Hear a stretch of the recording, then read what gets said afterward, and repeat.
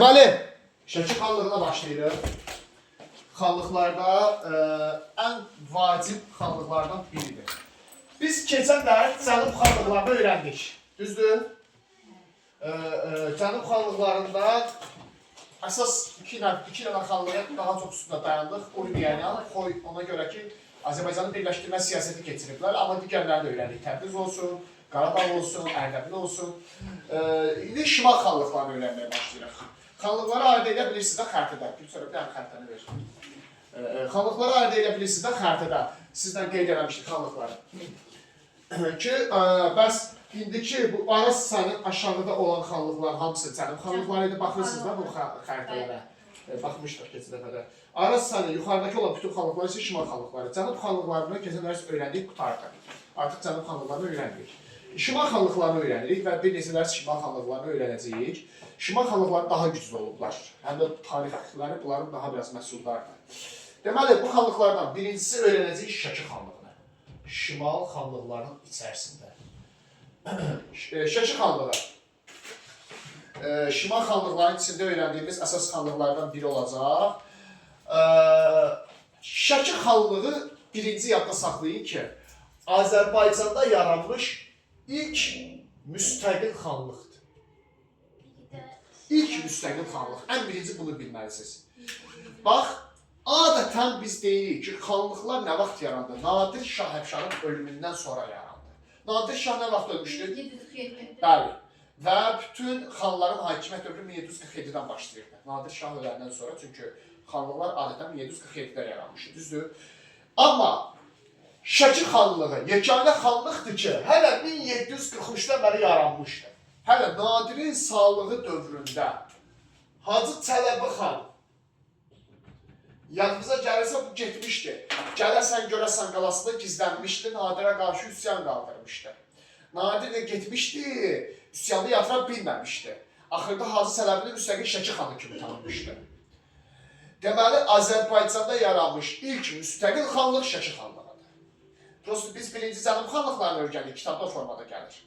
Sonra keçirik Şimal xanlıqlarını, Şəki xanlığını öyrəndik. Əslində isə xanlıqların içində ilk xanlıq Şəki xanlığıdır. 1743-də Hacı Çələbi xan yaradıb, 1743-dən 1755-ə qədər hakimiyyət dövrü olacaq. Deməli, yeganə xanlıqda Şəki xanlığında Hacı Çələbi xanlı kimi 1743-dən hakimiyyət dövrü başlayır. Qalan bütün xanlıqlar isə Nadir ölən kimi yaranır 1747-də. Yaxşı, bir dənə Nadir olanda hələ Şəki xanlığı olur. Amma Nadir ölən kimi Hacı Çələbi xan başlayır Azərbaycanı birləşdirmə siyasətinə. Deməli, birləşdirmə siyasəti keçirib. Şəki xanlığı, Urmiya kimi, Xoy kimi. Başa düşdünüz, bu da mümkün olduqca Azərbaycanı birləşdirməyə çalışır. Çox aktiv bir şəkildə, özünə çox təcrübəli bir hökmdar idi Hacı Çələbi xan.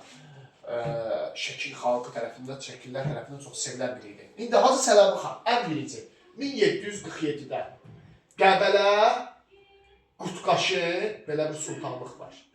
Bir də Ərəş sultanlığı. Bunları tabi edir. Deməli, uşaqlar, Nadirin ölümündən sonra Azərbaycanda sadəcə xanlıqlar yox, həm də sultanlıqlar yaranır. Elə bir anlayış var, sultanlıqlar.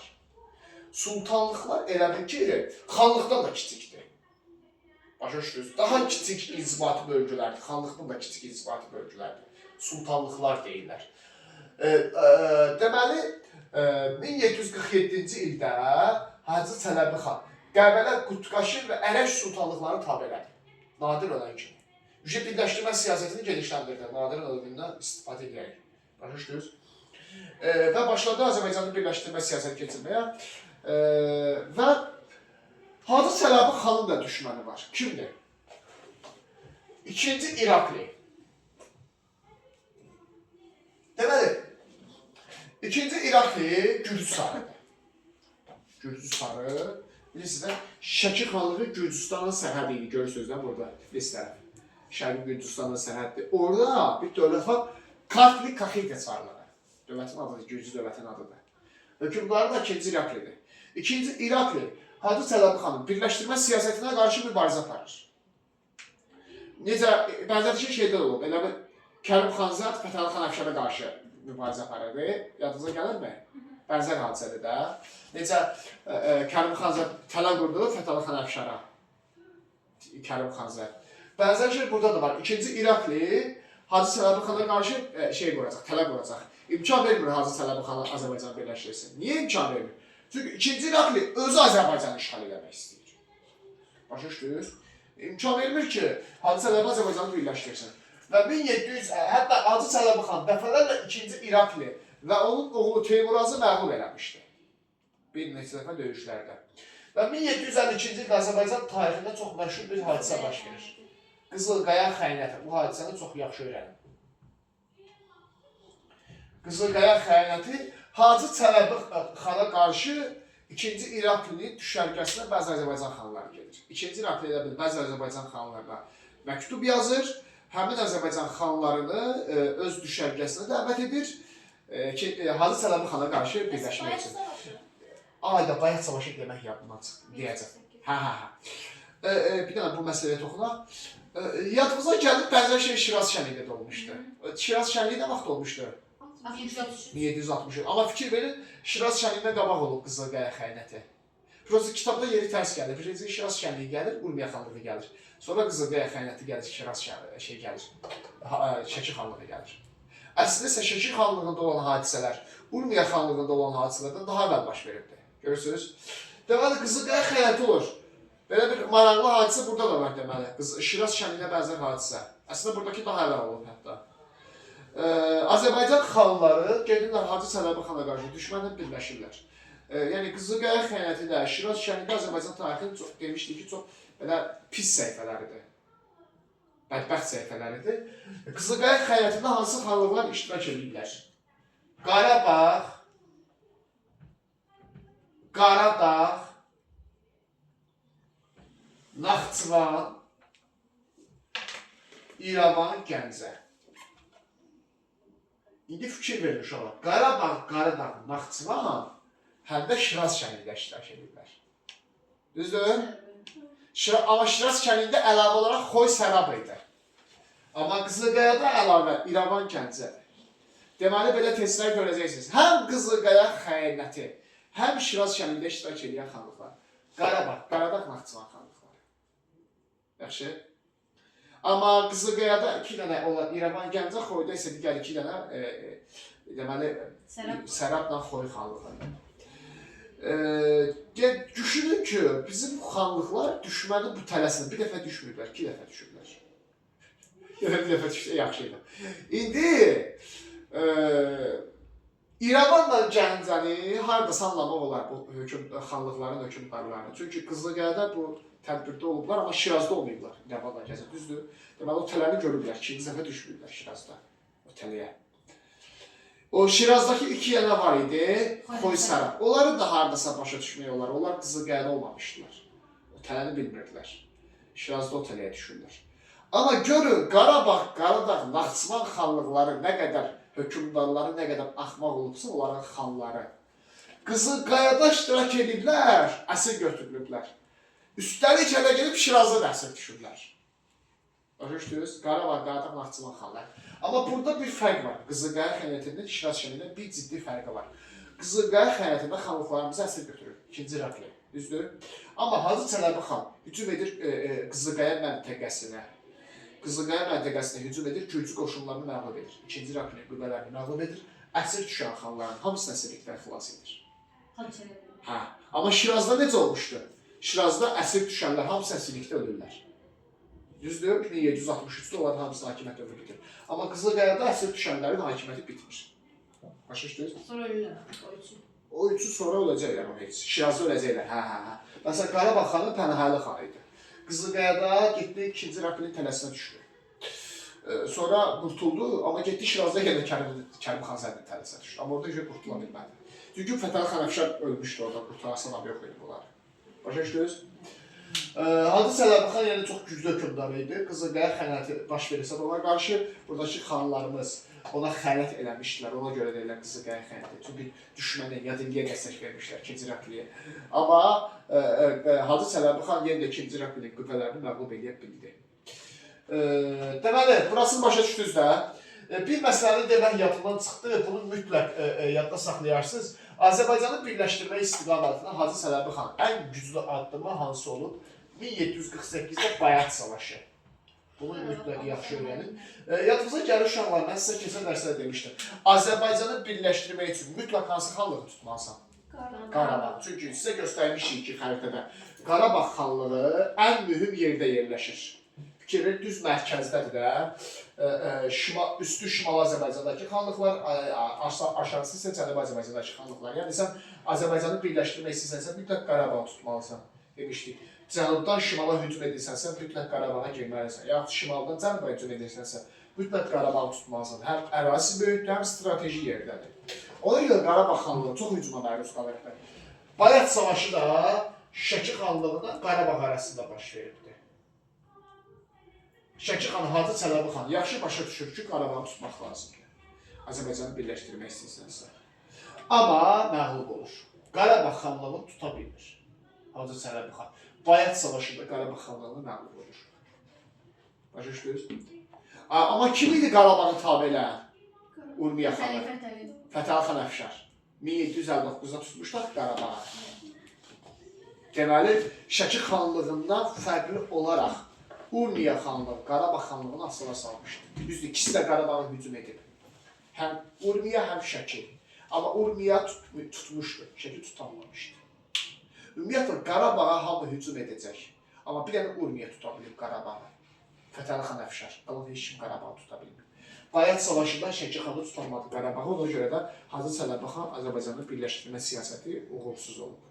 Başa düşdük, cəhd edeyim, amma uğursuz olub. Hətta Hacı Çələbi xan maraqlı bir sözü var idi ki, Pənahəli xan bir sikkəsiz gümüş idi. Yəni, pul deyirlər, sikkəyə deyirlər pul. Yəni, dəyərsiz adam idi. O, məni məğlub edərək onun dəyəri artdı. Mən gəldim, ona dəyər qazandırdım. Başa düşdünüz? Deməli, 1755-ci ildə Hacı Çələbi xan ölür. Uşaqlar, Hacı Çələbi xan ölümündən sonra Şəki xanlığı bir müddət zəifləyir. Müəyyən bir müddət tənəzzül keçirir. Hacı Çələbi xan ölümündən sonra Şəki xanlığı. Yaxşı. Sonra arada Şəki xanlığı Urmiyanın tabeliyinə düşür. Hə, 1159. Hə, yazıda düşür, Fətəli xan Əfşarın tabeliyinə düşür. Şəki xanlığı, Urmiya xanlığı dərsində demişdik. Hacı Çələbi xan ölümündən sonra tabi olurlar da Urmiyaya, zəifləyirlər deyə. Sonra Şəki xanlığı müəyyən qədər yenə gücünü bərpa edir. Kimin dövründə? Hüseyin xan. Hakimiyyət dövrü yoxdur. Şəkidə Hüseyin xan var, uşaqlar. Bu da güclü Şəki xanlarındandır. Bunun dövründə çox maraqlı bir hadisə var. Deməli, 1767 Şamaxı bölünür. Şamaxı xanlığı. Yox, Şəki və Quba arasında. Biz Qubanı da keçəcəyik, Quba da çox güclü xanlıq olacaq. Şəki və Quba ikisi birlikdə Şamaxını bölür 1767-də. Necə? Yəni, Şamaxının yarısı keçir Qubaya, yarısı keçir Şəkiyə. Başa düşdünüz? İkisi də güclü xanlıqdır, Şamaxını bölüşdürürlər. Amma bir ildən sonra, yəni 1768, Şamaxı tam keçir Qubaya. Yəni, Şəkidə olan hissə də Qubaya keçir. Şəki zəifliyir. Hə? Şəki zəifliyir deyə. Əslində Hüseyin xan özü könüllü verir Şamaxını sonradan Qubaya. Çünki Quba xanının köməyi ilə hakimiyyətə çıxmışdı Hüseyin xan. 1769-da Şəki-Quba arasında sülh bağlanır. Xəritədə yerlərinə baxsanız görəcəksiniz. Şəki, Quba, görürsünüz ikisi də strateji yerində, yəni Şamaxı ikisi üçün də strateji məntəqədir. Şimal-Şərqi Azərbaycanda. İkisi də qonşudur Şamaxıya. Yəni bu hissəsini Şəki tutmuşdu, bu hissəsini Quba tutmuşdu Şamaxının. Neçənci ildə? 1767-də. Sonra bu hissə də keçir Şamaxıya, Qubaya. Yəni Şamaxı tam keçir Qubaya. Şəkidə olan hissə də Qubaya keçir. 1768-də. 1769-da isə bu ikisi sülh bağlayır. Şəki ilə Quba sülh bağlayırlar. Sülh müqaviləsinin şərti nədir? Şəki Şamaxının tamamilə Qubaya keçməsini tanıyır. Başa düşdünüz necə olur? 67-də Şamaxını bölüşdürürlər yarı-yarı Şəki ilə Quba. 68-də Şamaxı tam Qubaya keçir. 69-da isə Şəki ilə Quba sülh bağlayırlar. Şamaxı tam Qubaya keçir. Bu olur Hüseyin xan. Şəki xanının Hüseyin xanın dövrü. Şamaxı məsələsi. Sonra bir nəfər haqqında öyrənəcəyik. Məhəmməd Həsən xan. Xeyli haqda böyük adı var. Qaçar deyil bu. Yox. Şəki xanım. Məhəmməd Həsən xan. Məhəmməd Həsən xan dövrünü biz niyə öyrənirik? İli lazım deyil. Bir dənə yadda saxlayın ki, qanunnamə qəbul edildi. Qanunnamə nədir? Vergilərin adətən qayliyə salınması və aşağı salınması. Məhəmməd Həsən xan. Bu mədəni tədbir görürsünüz də, yəni Məhəmməd Həsən xan. Mədəni deməyək, daha çox iqtisadi tədbir sayılır. Qanunamələr həmişə iqtisadi addımdır. Bir də Səlim xan var. Sonuncu Şəki xanıdır. Səlim xanı ruslar öldürürlər, Şəkini işğal edirlər. Şəki xanlığı Rusiya tərəfindən işğal olmaz. Ətrafında Şəki xanlığı işğalını Rus qaçaq müharibəsi təhsil edəcək dövlətlərsə. Oldu Şəki xanlığı. Sualı var kiminsə? Sonra hansı xanlığı verdik? İrəvan. Naxçıvan. İrəvan və Naxçıvan. Onlar balacadır. Kiçik deyil. İrəvan xanlığı. Necə yadda saxlamışdınız İrəvan xanlığını? Göyçü qadın tapırdınız, düz Göyçü qadın aşağısı İrəvan xanlığı idi. Elə? Kontrol xəttini elə tapırdıq da. Deməli İrəvan xanlığı. Görürsünüz düz yanı Naxçıvan xanlığı. Ona görə ikisini bir yerdə öyrənəcəksiniz. İrəvan və Naxçıvan yan-yanadır. Qərbi Azərbaycan xanlıqlarıdır. Zəif xanlıqlar olublar. İrəvan, Naxçıvan. Yəni Urmiyadan, Şəkidən, Xoy xanlığından fərqli olaraq bunlar birləşdirmə keçirməyib. Bunların dərdi ancaq özlərini qorumaqdır. Zəifdirlər, gücü yoxdur sadəcə. İrəvan xanlığını yaradıb, indi fikir edin. Mir Mehdi xan Əfşar. Əfşarlar başqa hansı xanlıqları yaradıb? Deməli, bir də İrəvanın oxşar cəhətidir, 3 xanlığın. Əfşarlar tayfası tərəfindən yaradılması. Yaxşı? Amma indi bir fərq var. Nədir? Urmiya və Təbrizi əfşarlar yaradıb, axıra qədər əfşarlar idarə edilmişdir. Düzdür? Amma bunu əfşarlar yaradıb, 1752-də Mir Mehdi xanın ölümündən sonra Qacarlar idarə edir. Hə?